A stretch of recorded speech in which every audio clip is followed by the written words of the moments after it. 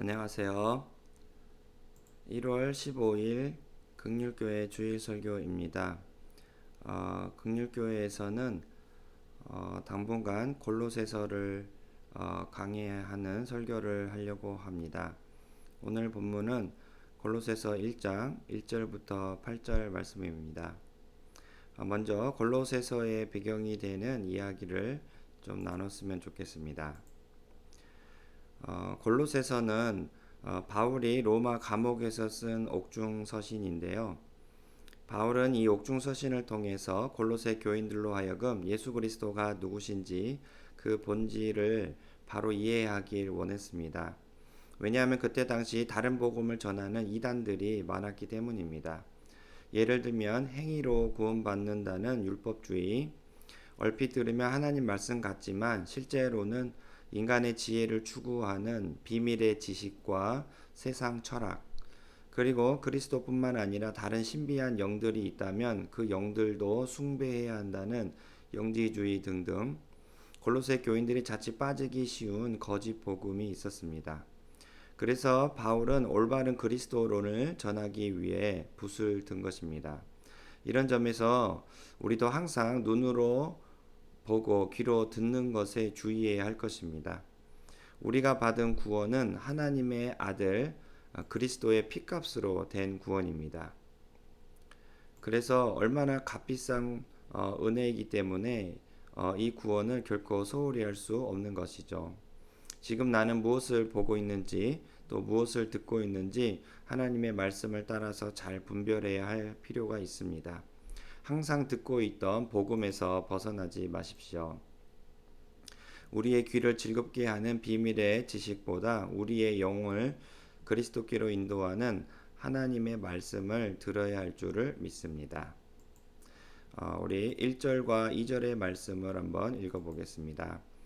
하나님의 뜻으로 말미암아 그리스도 예수의 사도된 바울과 형제 디모데는 골로새에 있는 성도들 곧 그리스도 안에서 신실한 형제들에게 편지하노니 우리 아버지 하나님으로부터 은혜와 평강이 너희에게 있을지어다. 여기 말씀은 편지를 시작하는 바울의 인사말입니다. 샬롬, 잘 지내? 하면서 하나님의 은혜와 평강이 너 언제나 함께 있길 바래 하고 인사하는 것이죠.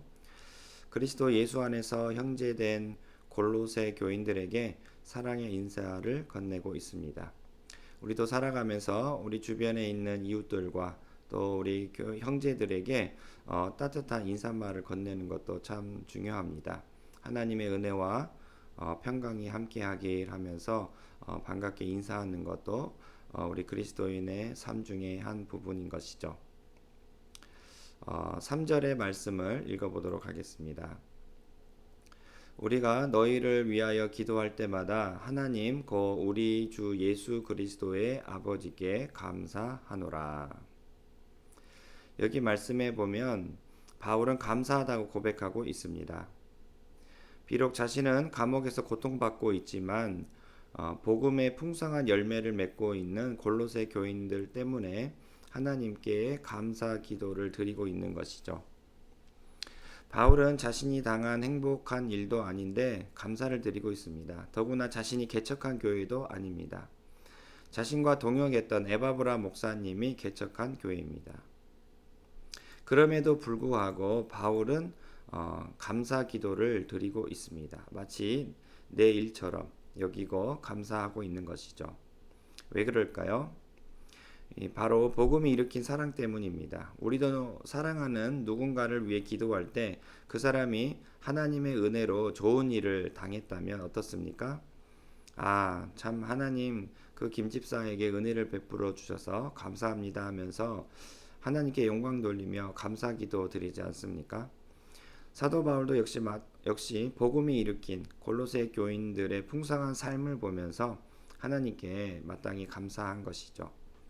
이렇게 그리스도 예수께서 이루신 복음은 우리를 감사할 수 있게 만듭니다.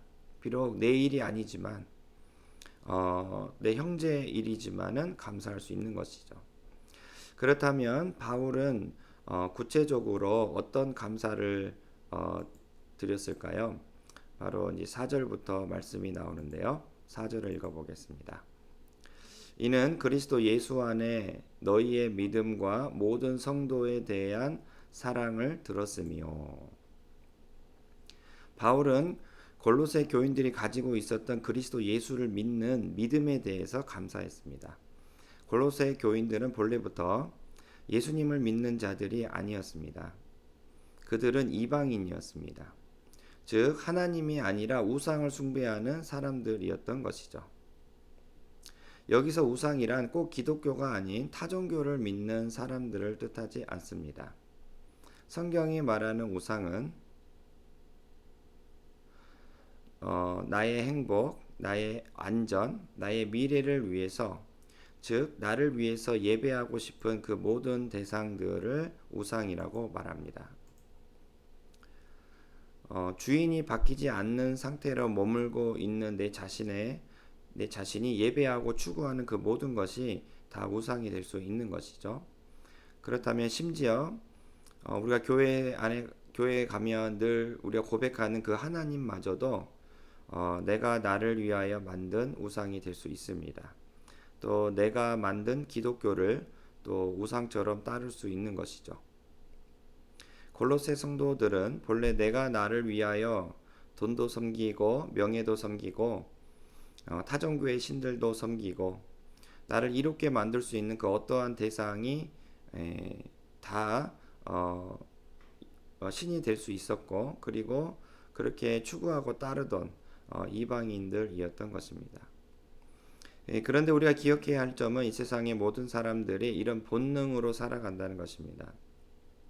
한 사람도 예외가 없이 나를 위하여 어떤 대상을 믿고 의지하는 것이죠. 그 대상은 돈이 될 수 있습니다. 명예, 쾌락, 권력이 될 수 있습니다. 그런데 이런 대상이 종교성을 가진 어떤 신적 존재라면 어떻게 나타날까요? 나의 평안과 행복을 줄 수 있다면 어떤 신이든지 따르고자 하는 것입니다. 특히 힘든 고난이나 인생의 아픔을 경험할 때 사람들은 어떻습니까? 이 정도는 내가 해결할 수 있어 하면은 그냥 자기 힘으로 해결하겠지만, 이 정도는 내 힘으로는 안 된다, 너무나 감당하기 힘든 고난이다 라고 판단이 될 때는 아무튼지 어떤 신을 의지해 보고자 하는 것입니다. 아침에 절에 가서 108배를 드리고, 다음날 교회에 가서 새벽기도 드리고, 다음날 무당집 찾아가서 절을 올리고 등등 지금의 감당하기 어려운 그 고난을 해결해 줄 수 있는 신이 있다면 무조건 따르고 예배하는 것이죠. 이와 반대로 어떤 사람들은 어떤 신이든지 부정하는 사람들이 있습니다. 신은 힘없고 나약한 사람들이 만들어낸 허상에 불과하다, 이렇게 믿는 것입니다. 그래서 이런 사람들은 비록 힘들고 어려운 고난을 당하더라도 불타는 자기 의지와 결단으로 이겨보려고 합니다. 마인드 컨트롤을 잘하면 나는 얼마든지 이 문제 해결할 수 있어 라고 믿는 것이죠. 하나님을 믿을 바엔 차라리 나를 믿겠어 하는 것입니다. 이렇게 종교를 가지고 있거나 종교를 가지고 있지 않거나 상관없이 인간은 모두 다 처음부터 내가 나를 위하여 만든 어떤 대상을 추구하고 섬깁니다. 나를 믿든지 어떤 신을 믿든지 아니면 어떤 이 세상의 대상을 믿는 것이죠. 이게 일반적인 인간의 성향이고 기질인 것입니다. 이런 기질을 가진 인간 스스로의 힘으로 거슬러 어떻게 새로운 자기 자신을 만들 수 있을까요? 불가능한 일인 것이죠. 어떤 특별한 하나님의 은혜가 없다면 사람이 새롭게 변화되는 일은 불가능한 일인 것입니다. 그런데 골로새 성도들은 바로 이런 보편적인 인생길에서 돌아서서 하나님이 주신 새로운 인생을 살게 되었으니 얼마나 감사할 일입니까? 또한 한번 믿음을 갖는 것도 대단히 어려운 일인데 그 믿음을 흔들리지 않고 계속 유지하는 것은 더욱더 어려운 일입니다. 이 세상에 얼마나 많은 사람들이 한때 교회에 열심히 나왔지만 지금은 안 나오는 사람들이 얼마나 많습니까? 한때는 뜨거운 열심도 가졌지만 지금은 그 열심의 흔적조차도 사라져 버리고 오히려 다른 사람들보다 더 세상의 풍조를 따르고 살아가는 사람들이 얼마나 많습니까? 평안할 때는 교회에 나와 믿음을 가져보지만 핍박과 환란 앞에서는 그 믿음을 잠시 버리고 살아가는 사람들이 얼마나 많습니까? 한번 믿음을 갖는 것도 어려운 일인데 그 믿음을 계속 유지하는 일은 또한 쉬운 일은 아닌 것입니다. 그러나 바울은 이렇게 인간 안에 지독하게 자리 잡고 있던 이 강력한 불신을 깨뜨리고 마침내 그리스도 예수께 항복하며 그분께 대한 믿음을 가지게 된 골로새 성도들을 생각하면서 주 예수께 감사하고 있는 것이죠. 두 번째로 바울은 골로새 성도들의 사랑을 감사하고 있습니다. 골로새 성도들은 모든 하나님의 사람들을 위한 사랑을 품고 있었습니다. 교회를 사랑했던 사람들인 것이죠. 여기서 말하는 하나님의 사람들이란 그리스도의 피로 값주고 산 교회를 뜻합니다. 성경에는 이웃을 사랑하라 라는 말씀도 있지만 여기 본문처럼 특히 형제된 사람들, 즉 교회를 사랑하라는 말씀도 있습니다. 그리스도의 피로 씻음 받았기 때문에 이 땅에서뿐만 아니라 저 영원한 하나님 나라에서도 함께 지내게 될 형제를 위하는 사랑을 성경은 큰 소리로 강조하고 있는 것이죠. 골로새 교회 성도들은 이렇게 같은 성령을 마신 형제들을 사랑하는 열정이 남달랐습니다. 그렇다면 그들이 어떻게 교회를 사랑했을까요? 여기에 말씀은 골로새서 4장 10절 말씀에 있는데요. 제가 한번 읽어보겠습니다. 나와 함께 갇힌 아리스다고와 바나바의 생질 마가와 이 마가에 대하여 너희가 명을 받았음에 그가 이르거든 영접하라. 여기 말씀에 보면 바나바의 생질 마가가 나옵니다. 생질은 사촌을 뜻하는데요. 마가는 바나바의 조카였고요. 바나바는 그의 삼촌이었습니다. 그러니까 삼촌과 조카 사이인 것이죠. 그런데 이 마가에게는 누구나 비난받을 수 있는 흠이 있었습니다. 바로 사도 바울의 1차 선교 여행 때 처음에는 함께 동행했지만 선교 도중에 집으로 돌아가 버리고 말았기 때문입니다. 아마도 마가에게는 그 선교 여행이 너무나 힘들고 어렵고 지쳤기 때문에 도무지 참을 수가 없어서 중간에 짜증을 내면서 도망치지 않았나 싶습니다. 그러니까 신실하지 못했던 것이죠. 어쩌면 그가 정말로 그리스도의 물과 피로 회심한 사람이 맞나 의심이 들 정도로 좀 의심이 되는 그런 사람이었을지도 모릅니다. 왜냐하면 2차 선교 여행 때 마가의 동행 여부로 인해서 바울과 바나바는 심하게 다투었기 때문입니다. 마가 한 사람의 그 신실하지 못함 때문에 정말 가까운 사이였던 바울과 바나바는 서로 결별하게 되었습니다. 바울과 바나바가 본래부터 가까운 사이가 아니었다면 그들의 결별이 그리 큰 충격은 아니었겠지만 바나바는 어쩌면 지금의 바울이 있게 해준 아주 고마운 은인과 같은 친구였습니다. 왜냐하면 모든 사람들이 바울의 회심을 의심하고 있을 때 바나바만이 그의 회심을 믿어주고 바울을 제자들에게 소개시켜 주었기 때문입니다. 비록 그들이 이렇게 각별한 사이였지만 마가 때문에 결별하고 만 것입니다. 결국 마가는 두 사역자의 결별 원인 제공자가 되었습니다. 그래서 바나바는 구브로 섬으로 떠나서 바울은 수리아로 떠나서 선교 여행을 합니다. 이렇게 흠이 있는 마가를 어느 교회가 믿고 따를 수가 있을까요? 어느 교회가 이런 마가를 받아줄 수 있겠습니까? 그런데 골로새 교회는 이런 마가를 받아줍니다. 왜냐하면 비록 과거에는 신실하지 못한 마가였지만 이제는 그리스도의 십자가로 새 사람 되었음을 믿었기 때문입니다. 그렇다고 해서 마가를 아직 만나본 적은 없습니다. 그가 정말로 그리스도 안에서 새 사람이 되었는지 확인할 길도 없습니다. 혹시라도 옛사람의 성향이 그대로 남아있으면 어떡하나 하는 의심이 생길 수도 있는 상황이었습니다. 그러나 교회를 사랑했던 골로새 성도들은 마가를 나의 형제로 받아줍니다. 마가가 달라졌음을 믿었기 때문입니다. 이렇게 믿었기 때문에 사랑이 생겼습니다. 믿음은 반드시 사랑과 함께 옵니다. 믿지 못한 대상을 사랑할 일은 없기 때문이죠. 골로새 성도들은 마가를 신뢰했고 믿었습니다. 그러니까 마가를 사랑하게 되었습니다. 또한 골로새 성도들은 마가뿐만 아니라 골로새에서 끝장에 나오는 바울의 동역자들 두기고, 오네시모, 아리스다고, 유스도, 에바브라, 누가, 데마 등등 많은 하나님의 사람들을 인정하고 사랑해 주었습니다. 그들로부터 그리스도 예수 안에 있는 평강의 인사를 받았을 때 골로새의 성도들은 또 한 번 교회에 나타난 하나님 사랑을 느꼈을 것입니다. 이 하나님의 사랑이 내게 안부를 묻는 바울의 동역자들을 향해 뜨거운 형제를 느끼게 만들지 않았을까요?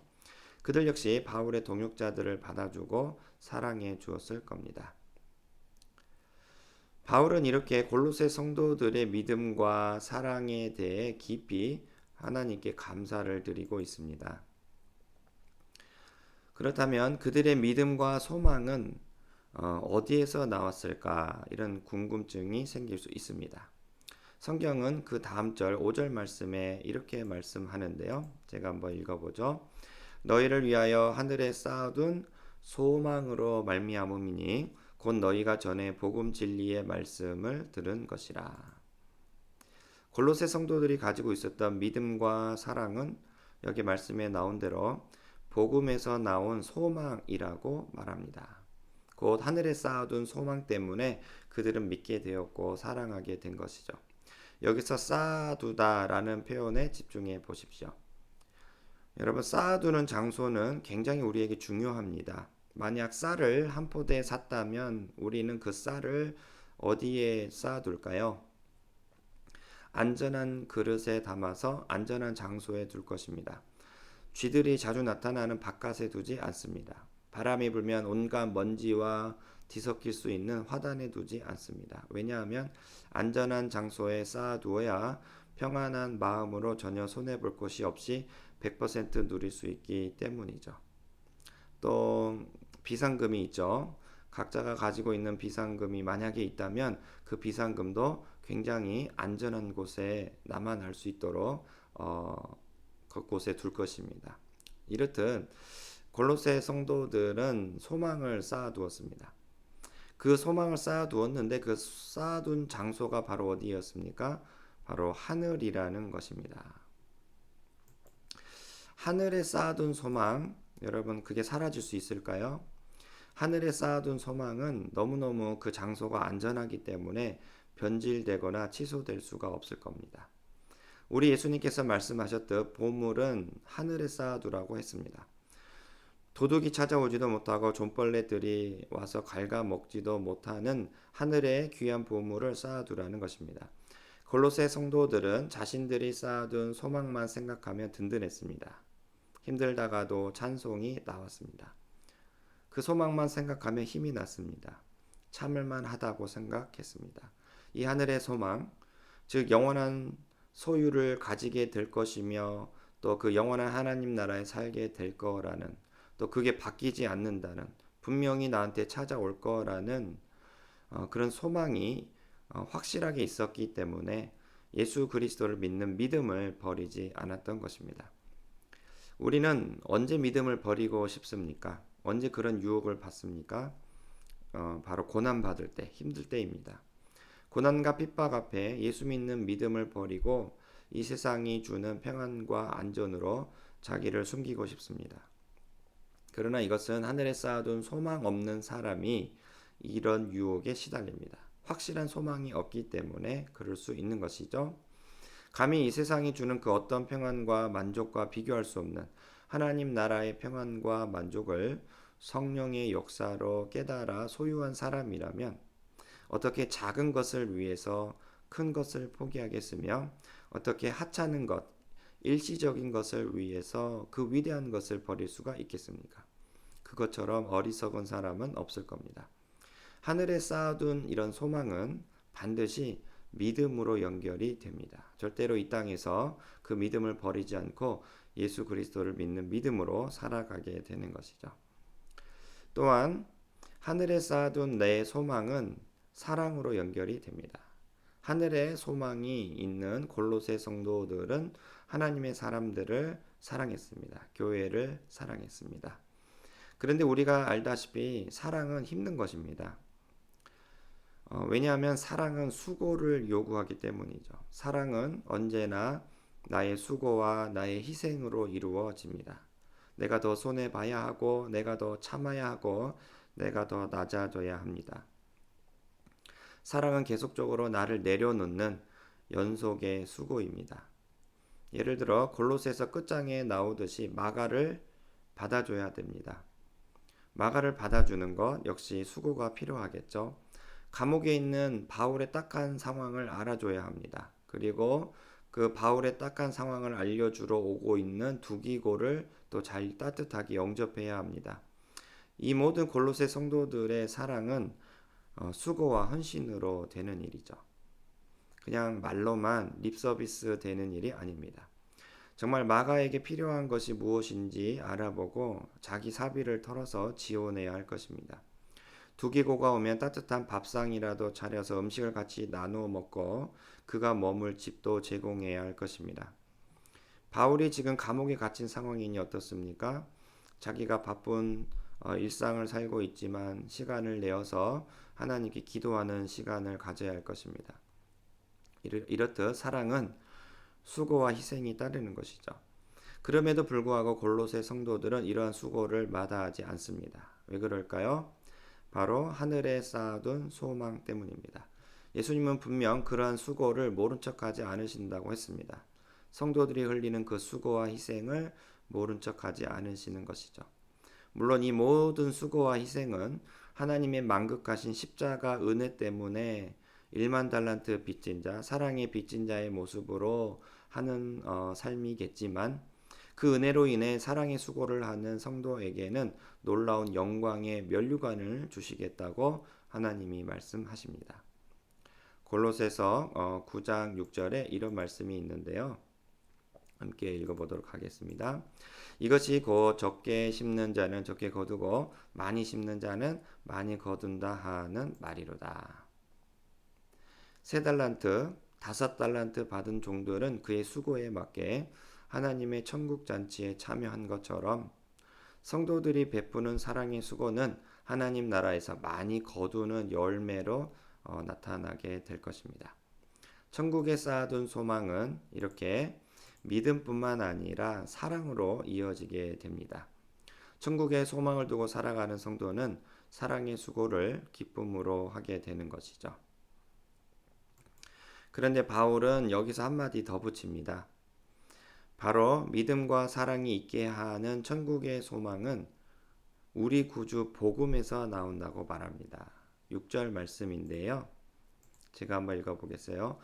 이 복음이 이미 너희에게 이르매 너희가 듣고 참으로 하나님의 은혜를 깨달은 날부터 너희 중에서와 같이 또한 온 천하에서도 열매를 맺어 자라는도다. 복음이 골로새 성도들에게 찾아왔기 때문에 그들은 예수 믿는 자가 되었고 천국의 소망을 두고 살아가는 자가 되었고 형제들을 위해 사랑의 수고를 마다하지 않는 자가 되었다는 것입니다. 정말 복음은 위대합니다. 이렇게 사람을 변화시킵니다. 복음을 만나 놓고 삶이 변화되지 않았다라는 것은 진짜 복음을 만나지 못했기 때문입니다. 골로새 성도들이 왜 이렇게 사랑의 수고를 했을까요?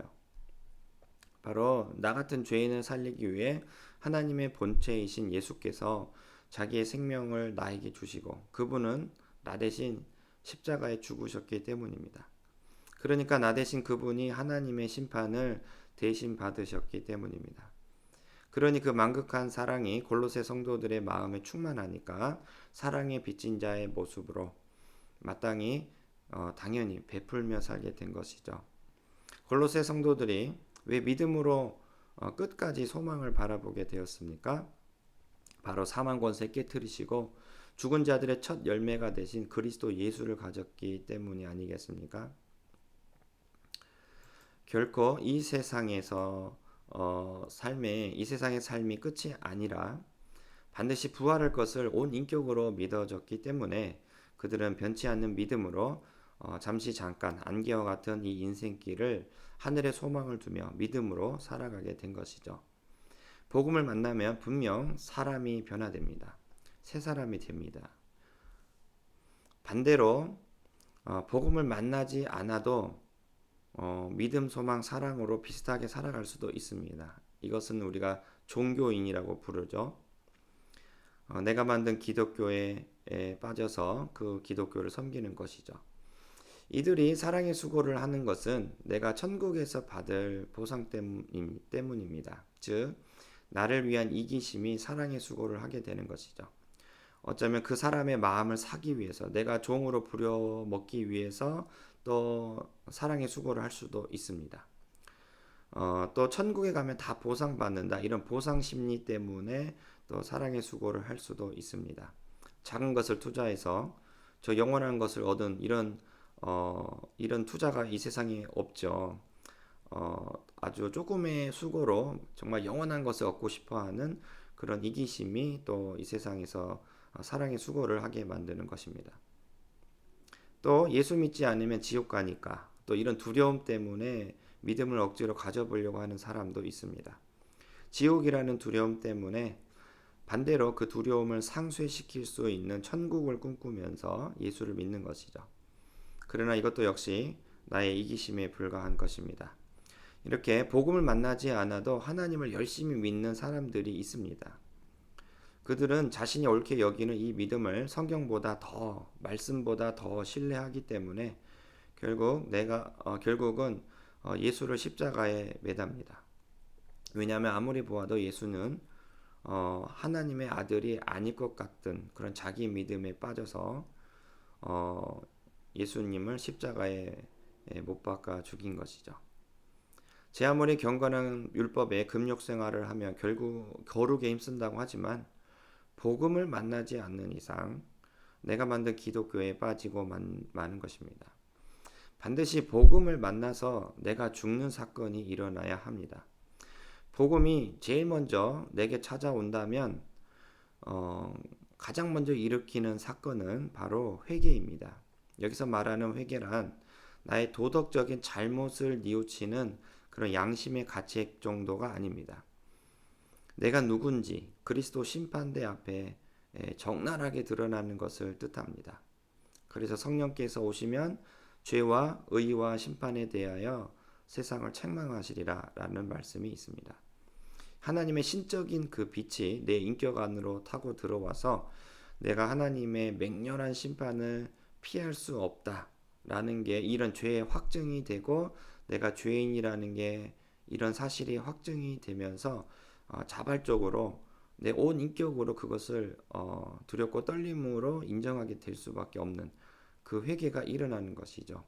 그리고 그 하나님의 죄인을 향한 맹렬한 심판을 피할 수 없다라는 것, 어떻게 해서든지 피할 수 없다라는 그 죄인이라는 그 사실이 확증이 되는 것입니다.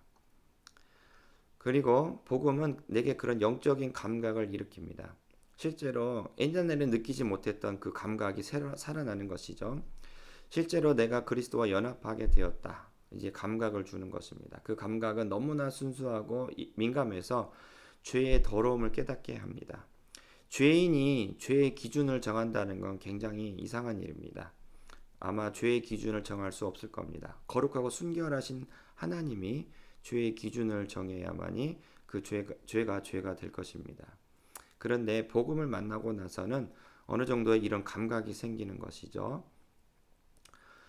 그래서 순결하고 거룩하신 그리스도와 연합할 수밖에 없는 그런 간절함이 더욱더 생기면서 예수님의 그 거룩한 그 살 속에 살면서 살길 원하는 열망 속에 살아갑니다. 그런데 오늘 말씀해 보니까 이런 복음은 어떤 한 사람에게 일어나는 게 아니라 온 천하에서 동일하게 일어난다고 말씀합니다.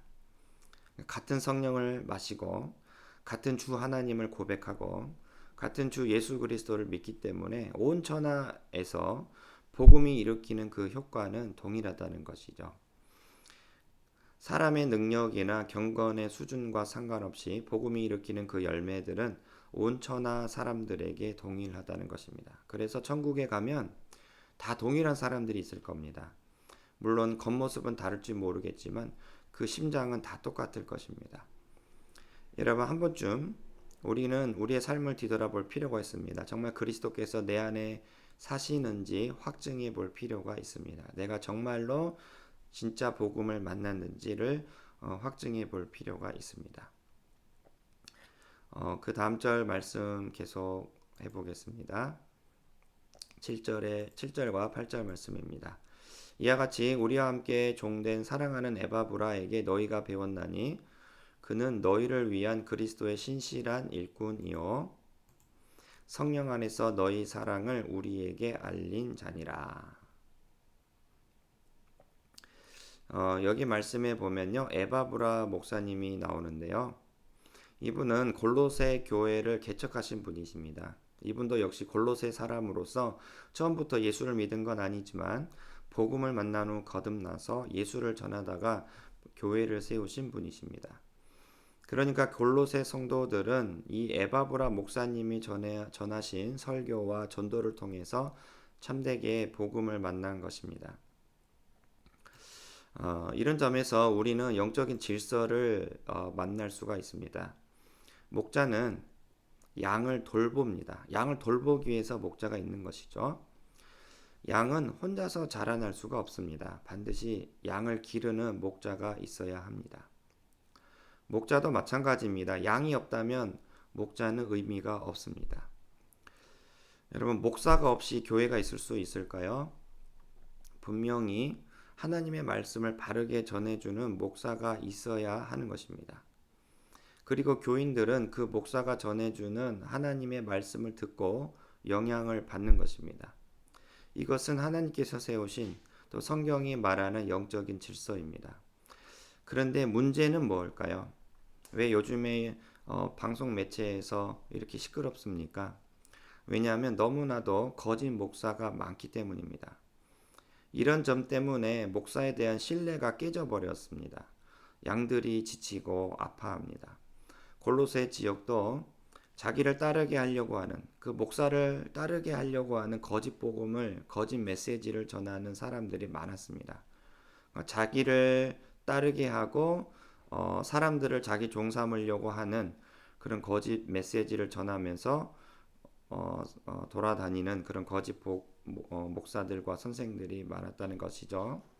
설교 초반에 이야기했듯이 율법주의, 신비한 지식, 뭔가 막 대단히 우리가 깨닫지 못했던 어떤 영적인 지식을 알려준다고 하면서 막 사람들의 마음을 사는, 또 그런 영지주의를 전하는 그런 복음 아닌 다른 복음을 전하는 목사들이 골로새 지역에 많았던 것입니다. 그래서 사도 바울이 그 차가운 감옥에서 편지를 쓰기를, 그런 거짓 메시지를 전하는 거짓 목사를 주의하라고 이렇게 골로새서를 쓴 거 아니겠습니까? 그런데 오늘 본문에 나오는 에바브라 목사님은 진짜 목사님이셨습니다.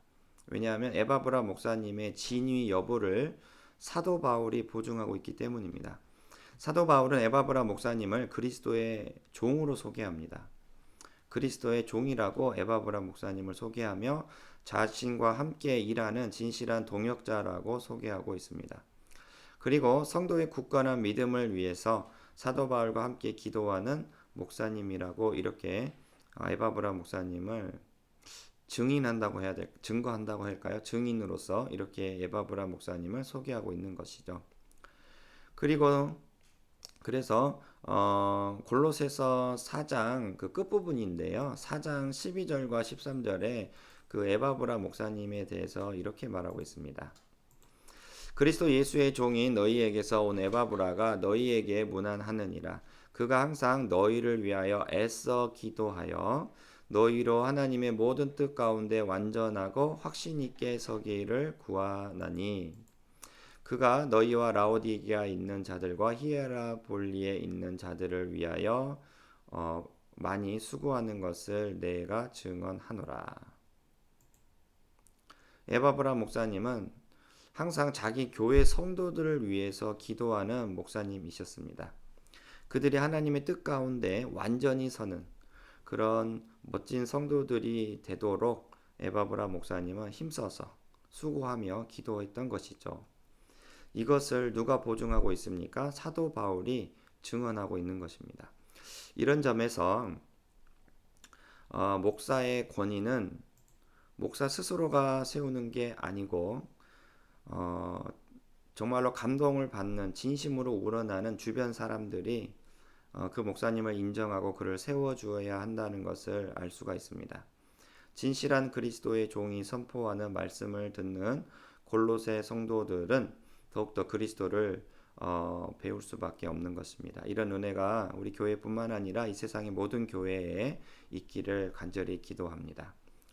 말씀을 정리합니다. 골로새 성도들이 그리스도를 믿는 믿음과 하나님의 교회를 사랑하게 되었던 그 근본적인 힘은 바로 하늘에 쌓아둔 소망 때문이었습니다. 그런데 그 천국의 소망은 복음에서 비롯되었다고 말씀합니다. 이렇게 복음을 만나면 사람이 달라집니다. 우리 모두가 하나님의 은혜로 복음을 만났으면 좋겠습니다. 우리는 믿을 수 없고 사랑할 수도 없고 소망을 가질 수도 없지만 그러한 우리를 위해 예수님은 우리와 똑같이 사람이 되시고 십자가에서 죽으셨습니다. 그분이 우리와 똑같은 상태로 죽으셨기 때문에 더 이상 우리를 지배했던 죄의 역사가 사라지게 된 것입니다.